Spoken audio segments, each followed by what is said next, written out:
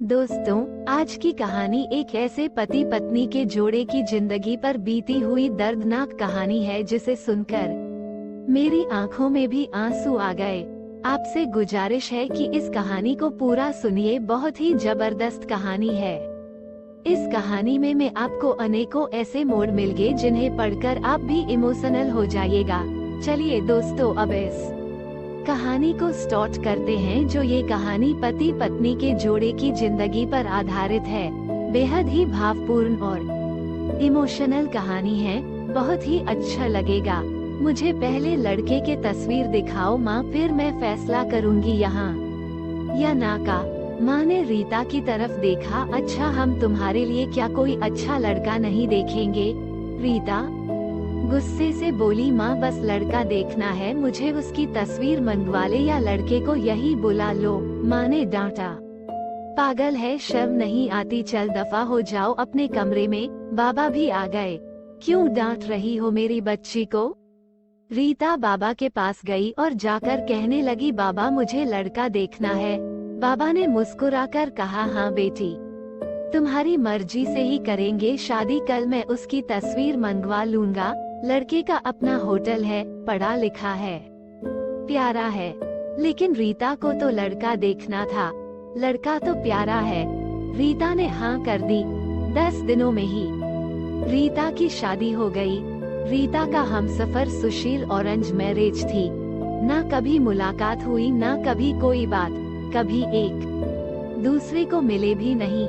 ये ऐसा पवित्र रिश्ता होता है, दो अजनबी एक जान हो जाते हैं जो कभी जिंदगी में मिले भी ना हो।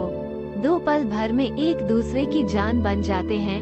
पहली रात थी। सुशील कमरे में आया, हाथ में आइसक्रीम पकड़ी हुई। रीता नजरें झुकाए बैठी थी। आइसक्रीम तो रीता की फेवरेट थी। सुशील को नमस्ते की। सुशील पास बैठ गया। सुशील थोड़ा सा शर्माता भी था। आइसक्रीम खाते हुए बोला, जितने पैसे शादी पर खर्च किए, इतने की काश मैं आइसक्रीम खा लेता। रीता का घूंघट उठाकर बोला, आप खाओगी पहले? तो रीता ने शर्माते हुए मना कर दिया। फिर सुशील ने प्यार से कहा, खाली प्यार बढ़ेगा। रीता को आइसक्रीम दी और खुद भी खाने लगा। रीता सारी आइसक्रीम खा गई। सुशील ने जब पूछा, आइसक्रीम पूरी खत्म कर दी? रीता मुस्कुराने लगी, वो तो मैं खा गई। सुशील भी मुस्कुराने लगा, बहुत कंजूस हो आप, पहले कहती नहीं खाती और अब देखो सारी की सारी खा गई हो। यह आइसक्रीम 50-50 की थी। रीता सुशील को पहली ही रात इतना तो समझ गई थी कि सुशील दिल का बहुत अच्छा है। रात भर मोहब्बत भरी बातें होती रही। जिंदगी अपनी असल मंजिल की तरफ मुड़ गई थी। वक्त गुजरने लगा। रीता के भाई की शादी थी। रीता 4 महीने की प्रेग्नेंट भी थी। रीता ने सुशील से कहा, मुझे भाई की शादी में जाना है। सुशीला ने रीता के पास बैठकर बोला, रीता डॉक्टर ने आपको लंबी यात्रा करने से मना किया, इसलिए मैं कोई रिस्क नहीं लेना चाहता। मैं नहीं इजाजत दे सकता शादी में जाने की। रीता को बहुत गुस्सा आया। सुशीला, पागल हो गए हो क्या? मेरे भाई की शादी है और आप कह रहे हैं कि नहीं जाना। आप मुझे कार में बैठाकर आराम से छोड़कर आ जाए। बस। सुशील ने रीता का हाथ पकड़ा, मोहब्बत से फिर समझाने लगा, रीता क्यों बेकार की जिद करती हो? डॉक्टर ने यात्रा करने से मना किया है तो मैं नहीं जाने दे सकता। तुम लापरवाह हो जाती हो और मैं तुमको किसी के भरोसे नहीं छोड़ सकता। इतना कहकर सुशील कमरे से बाहर चला गया। रीता रोने लगी।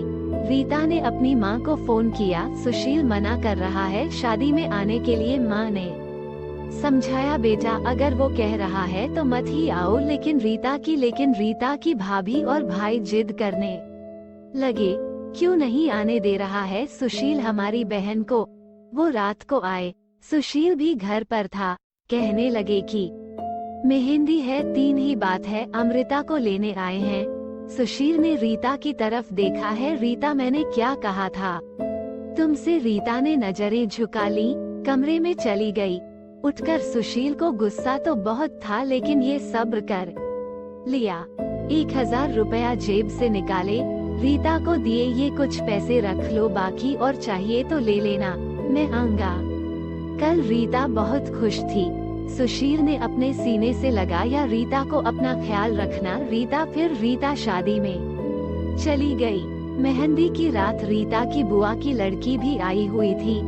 डांस भी किया, काफी एंजॉय किया। बारात वाले दिन जब भाई की बारात लड़की वालों के घर पहुंची तो बारिश हो रही थी। गले में काफी कीचड़ था। रीता का पांव फिसला, गिर गई। गिरते ही उसके पेट में दर्द होने लगा। रीता जोर जोर से रोने लगी। जल्दी से रीता को अस्पताल ले गए। रीता दर्द से चिल्ला रही थी। सुशील को कॉल की, रीता के बारे में बताया। सुशील घबरा गया। वो जल्दी से अस्पताल पहुंचा। डॉक्टर रीता को इमरजेंसी वार्ड में ले गए थे। सुशील बहुत परेशान था। दिल की धड़कनें बेकाबू थी। जुबान पर ईश्वर का जाप था। बाकी सब लोग शादी की खुशियों में मग्न थे, लेकिन यहाँ सुशील परेशान खड़ा था। कुछ देर बाद डॉक्टर कमरे से बाहर आए। उन्होंने सॉरी कहते हुए बताया, आपका बच्चा मर चुका है। सुशील बेजान सा होकर कुर्सी पर बैठ गया है। भगवान से हिम्मत मांगकर जल्दी से वार्ड में गया।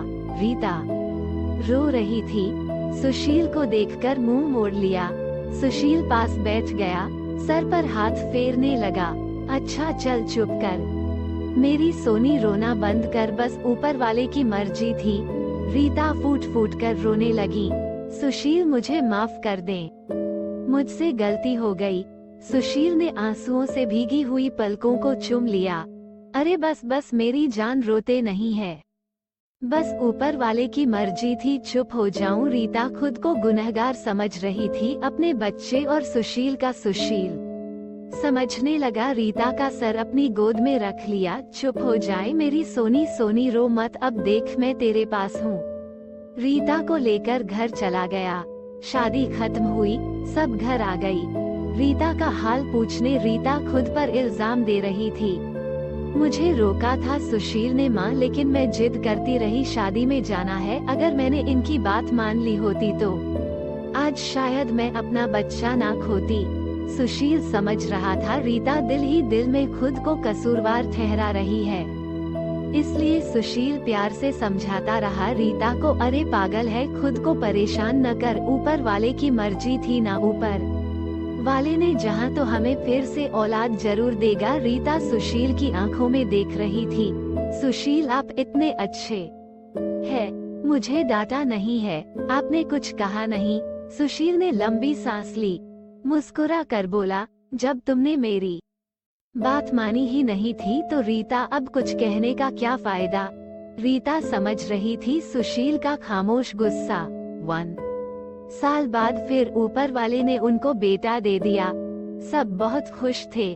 सुशील बाहों में उठाकर झूमने लगा अपने बेटे को। रीता बेड पर लेटी सुशील की आंखों में बेटे की मोहब्बत में निकलते आंसू देख रही थी। जिंदगी में अच्छे दिन आते हैं, लेकिन अक्लमंद वही होता है जो खुद को हालात में ढाल लेता है। सुशील के 2 भाई जो सुशील से अमीर थे, उन दोनों भाइयों का अपना अच्छा खासा बिजनेस था, लेकिन सुशील का छोटा सा होटल था जिससे बस गुजारा हो रहा था। रीता ने जिद की, सुशील बच्चे को गर्मी लगती है इसलिए ये बहुत रोता है, मुझे कमरे में एसी लगवा कर दे। सुशील ने सिर पर हाथ रखा।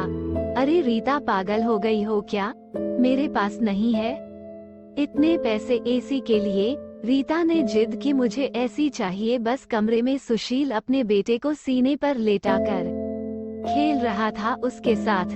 रीता बस एसी लगवाने की जिद किए बैठी थी।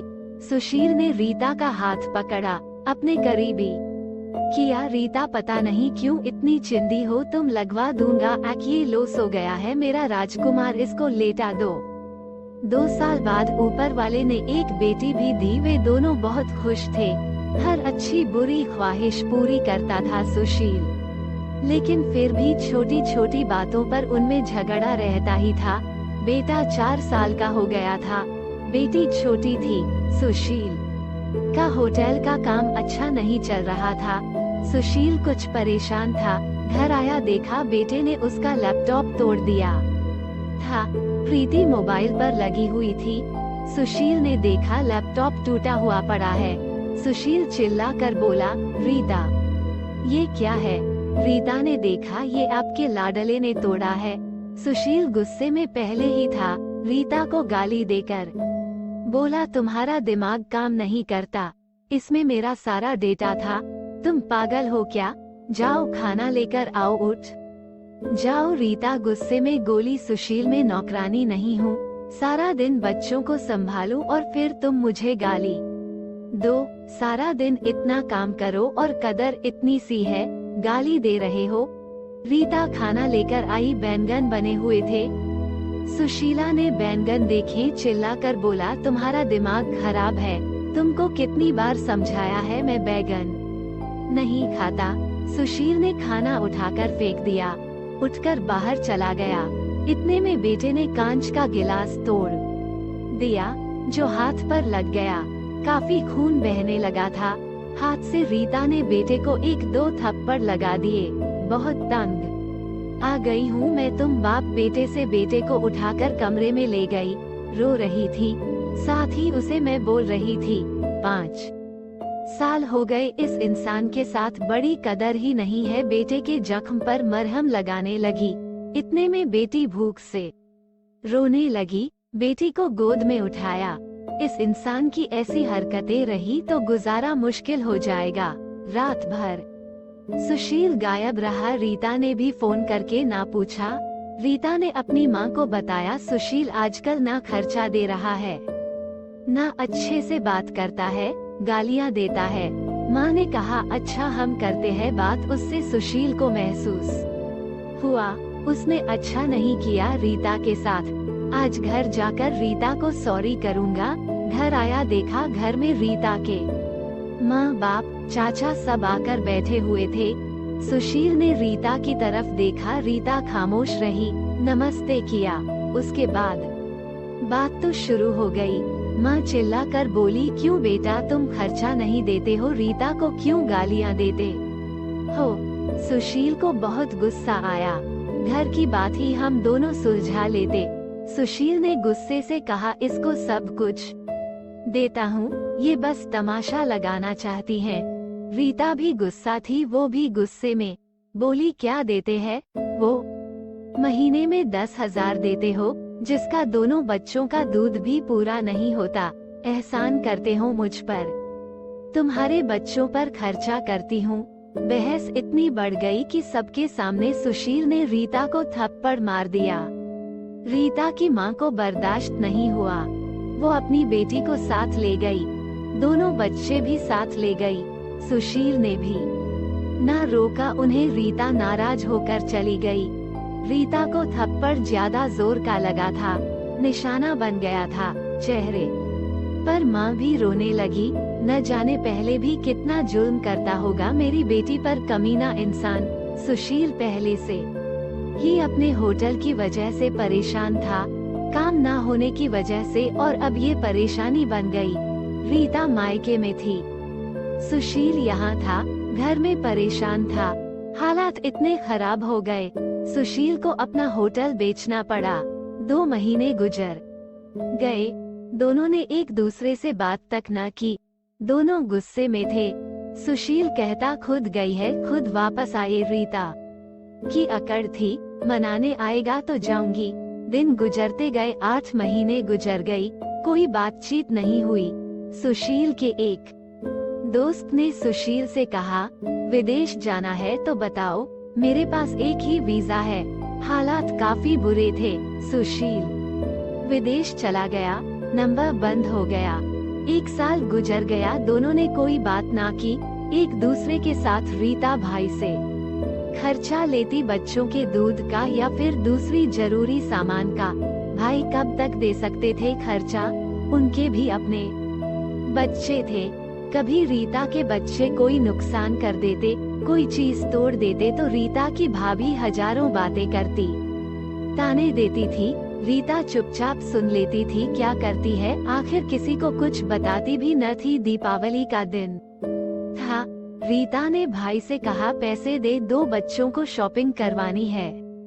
भाभी पास से बोली, बहन साफ सी बात है, हमारे पास फालतू के पैसे नहीं हैं, उसी इंसान के साथ गुजारा नहीं तो तलाक लेकर किसी दूसरे से शादी कर लो, जाओ यहाँ से।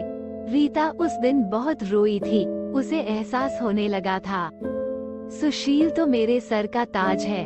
सुशील दुबई में बच्चों को याद कर बहुत रोता था। रीता पागल, बात कुछ थी नहीं, और तूने यह क्या कर दिया। उधर रीता के भाई ने रीता के लिए एक आदमी देखा जिसकी पत्नी की मृत्यु हो चुकी थी, 4 बच्चे थे। उसके भाई ने रीता से कहा, बस सुशील से तलाक ले लो, इस आदमी से शादी करके घर बसा लो अपना। रीता की आंखें भीग गई थी आंसुओं से। जल्दी से मोबाइल निकाला, सुशील को फोन लगाया, नंबर बंद आ रहा था। रीता रोने लगी, मुझे सुशील के पास ही जाना है, मुझे कोई शादी नहीं करनी किसी से।